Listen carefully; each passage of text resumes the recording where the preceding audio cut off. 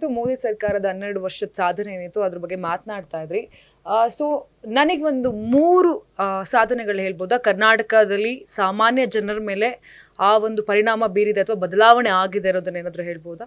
3 ಮುಖ್ಯವಾಗಿ ಗೃಹ ನಿರ್ಮಾಣ, ಪ್ರಧಾನ ಮಂತ್ರಿ ಆವಾಸ್ ಯೋಜನೆಯಲ್ಲಿ ಅಥವಾ ಡ್ರಿಂಕಿಂಗ್ ವಾಟರ್ ಸ್ಕೀಮ್, ಇವತ್ತು ಜಲ್ ಜೀವನ್ ಮಿಷನ್ ಅಲ್ಲಿ ಮನೆ ಮನೆಗೂ ಕುಡಿಯೋ ನೀರಿನ ಯೋಜನೆಯನ್ನ ವಿಸ್ತರಣೆ ಮಾಡಿರುವಂಥದ್ದು, ಒಂದು ಹೆಣ್ಣಿಗೆ ಗೌರವ ಕಾಪಾಡಲಿಕ್ಕೆ ಒಂದು ಬೇಕಾಗಿರುವಂಥ ಪಬ್ಲಿಕ್ ಟಾಯ್ಲೆಟ್ಸ್ ಅಂದರೆ ಮನೆ ಮನೆಗೂ ಒಂದು ಶೌಚಾಲಯ. ಯಾಕಂದರೆ ಸಣ್ಣದು ಹೇಳ್ತಾ ಇದ್ದೀನಿ, ತುಂಬ ದೊಡ್ಡದೇನಾಗ ಹೋಗ್ತಿಲ್ಲ.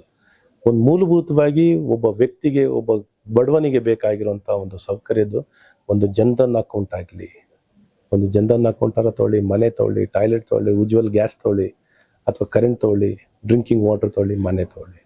These are the basic things which is been provided. ಅದ್ರ ಜೊತೆಗೆ ಆಯುಷ್ಮಾನ್ ಭಾರತ್ ತೊಗೊಳ್ಳಿ, ಆರೋಗ್ಯ ಸೇವೆಗಳನ್ನ ಒದಗಿಸ್ತಿರೋದಾಗಲಿ, ಅಥವಾ ನ್ಯೂಟ್ರಿಷನ್, ಒಂದು ಗರ್ಭಿಣಿ ಬಾಣತಿಯವರಿಗೆ ನ್ಯೂಟ್ರಿಷನ್ ಪ್ರೊವೈಡ್ ಮಾಡ್ತಿರೋದಾಗಲಿ, ಒಂದು ಮಗುಗೆ ಪೌಷ್ಟಿಕಾಂಶ ಕೊಡೋದಾಗಲಿ.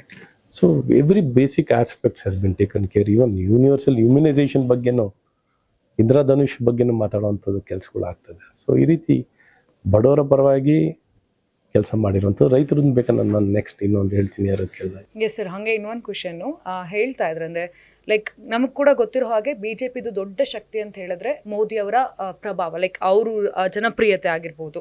ಸೊ ಎಲ್ಲೋ ಒಂದು ಕಡೆ 2023ರಲ್ಲಿ ಕರ್ನಾಟಕದಲ್ಲಿ ಎಲೆಕ್ಷನ್ ಆದಾಗ ಅವರ ಆ ಒಂದು ಜನಪ್ರಿಯತೆ ಏನಿತ್ತು ಅದು ಇಲ್ಲಿ ಯೂಸ್ ಆಗಲಿಲ್ಲ ಅಂತ ಅನಿಸ್ತಾ. ಬಿಕಾಸ್ ಯಾಕಂತ ಹೇಳಿದ್ರೆ ಕಾಂಗ್ರೆಸ್ ಬಹಳಷ್ಟು ಬಹುಮತದಲ್ಲಿ ಸರ್ಕಾರವನ್ನು ರಚನೆ ಮಾಡ್ತು.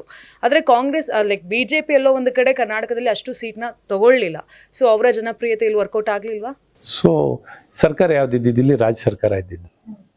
ರಾಜ್ಯ ಸರ್ಕಾರದ ಪರ್ಫಾರ್ಮೆನ್ಸ್ ಮೇಲೆ ಅಥವಾ ಅವರ ಅಭಿಪ್ರಾಯಗಳು, ಜನ ಅವರ ಅಭಿಪ್ರಾಯಗಳು. ಇವಾಗ ರಾಜ್ಯದಲ್ಲಿ ಬಂದಾಗ ರಾಜ್ಯದಲ್ಲಿ ಅವ್ರದ್ದೇ ಆದಂಥ ಡಿಸಿಷನ್ ತೊಗೊಳ್ಳೋವಂಥ ಕೆಲವರು ಅವ್ರದ್ದೇ ಆದಂಥ ಪ್ರಿಫರೆನ್ಸ್ಗಳು ಚೇಂಜ್ ಆಗ್ಬೋದು. ಓವರ್ ಆಲ್ ಮೋದಿಯವರ ಅಭಿಮಾನಿಗಳು ಯಾವಾಗಲೂ ಮೋದಿಯವರ ಅಭಿಮಾನಿಗಳೇ ಆಗಿರ್ತಾರೆ, ಅವರ ಬಗ್ಗೆ ಅಭಿಮಾನ ಇರ್ತದೆ. ಆದರೆ ಸ್ಥಳೀಯವಾಗಿ ಬಂದಾಗ ಚುನಾವಣೆಯಲ್ಲಿ ಅವ್ರದ್ದೇ ಆದಂಥ ಕೆಲವು ಜನ ಅವರ ಅಭಿಪ್ರಾಯಗಳನ್ನ ಬದಲಾಯಿಸಿರ್ಬೋದು. ಸೊ ನಮಗೆ ಅಗೇನೆಸ್ಟ್ ಆಗಿ ಆ್ಯಂಟಿ ಇನ್ಕಂಬೆನ್ಸಿ ಬಂದಿರ್ಬೋದು, ಅವ್ರ ಎಕ್ಸ್ಪೆಕ್ಟೇಷನ್ ಲೆವೆಲ್ ನಾವು ಪರ್ಫಾರ್ಮ್ ಮಾಡದೇ ಇರ್ಬೋದು, ಅಥವಾ ನಮ್ಮ ಪರ್ಸೆಪ್ಷನ್ ನಾವು ಸರಿ ಬಿಲ್ಡ್ ಮಾಡ್ಕೊಳ್ದೇ ಇರ್ಬೋದು, ನಾವು ಮಾಡಿರೋ ಕೆಲಸನ ಇನ್ನೊಂದು ಬಲವಾಗಿ ತಿಳಿಸೋದ್ರಲ್ಲಿ ವಿಫಲರಾಗಿರ್ಬೋದು. ಬಟ್ ನಾವು ಭಾಳಷ್ಟು ಮಾಡಿದ್ದೀವಿ.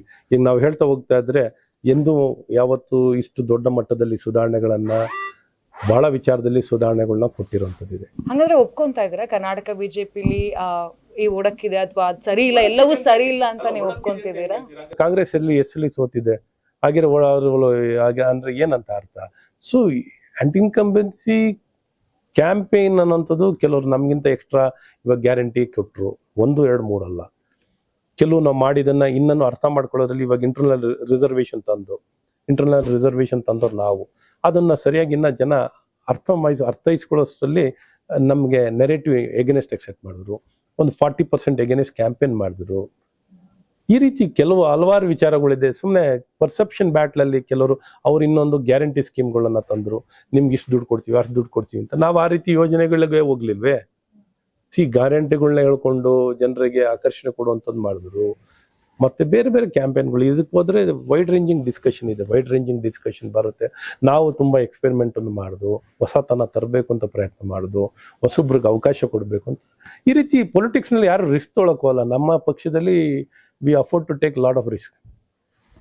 ಕಾಂಗ್ರೆಸ್ ಪಕ್ಷದಲ್ಲಿ ಏನಿಲ್ಲ, ಹಂಗೆ ಹಳೆ ವೆಹಿಕಲ್ನೇ ಓಡಿಸ್ಕೊಂಡು ಹೋಗ್ತಾ ಇರ್ತಾರೆ.